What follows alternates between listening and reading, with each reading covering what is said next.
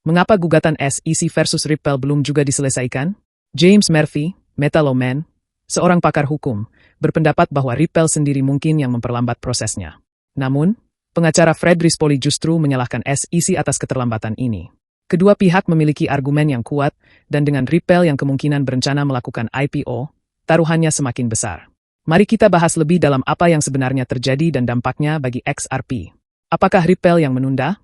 Metalloman menyatakan bahwa penundaan ini mungkin bukan berasal dari SEC, tetapi dari Ripple sendiri. Menurutnya, Ripple sedang bernegosiasi keras agar SEC membatalkan sebagian atau seluruh keputusan yang dibuat oleh Hakim Analisa Torres.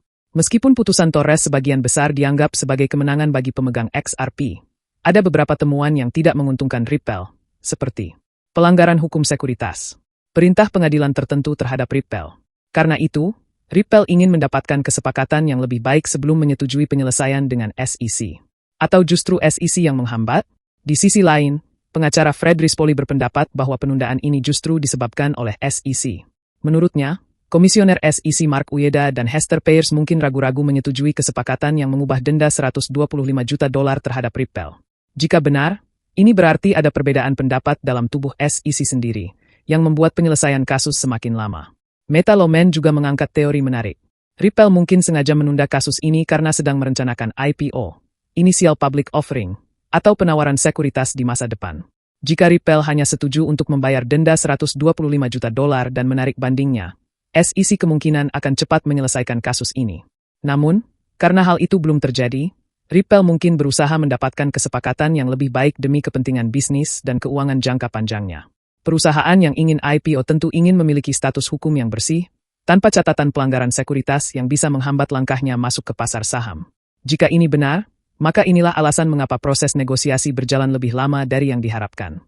Metalloman sebelumnya memprediksi bahwa kasus Ripple versus SEC akan lebih lama dibanding kasus kripto lainnya karena tingkat kompleksitasnya yang lebih tinggi.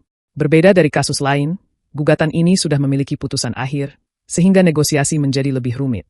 Namun, menurut Metalloman, keputusan akhir kemungkinan akan keluar sebelum 16 April, yaitu batas waktu Ripple untuk mengajukan dokumen bandingnya. Jika belum ada kesepakatan sebelum tanggal tersebut, kasus ini bisa semakin berlarut-larut. Jadi, siapa yang bertanggung jawab atas keterlambatan ini? Ripple-kah yang menunda karena ingin kesepakatan lebih baik? Atau SEC yang menghambat karena perbedaan pendapat internal? Yang jelas, hasil dari kasus ini akan sangat berdampak pada masa depan XRP, terutama jika Ripple benar-benar sedang mempersiapkan IPO. Menurut Anda, apakah Ripple melakukan langkah yang tepat dengan menunda? Atau sebaiknya Ripple segera menyelesaikan kasus ini dan melangkah maju? Bagikan pendapat Anda di kolom komentar.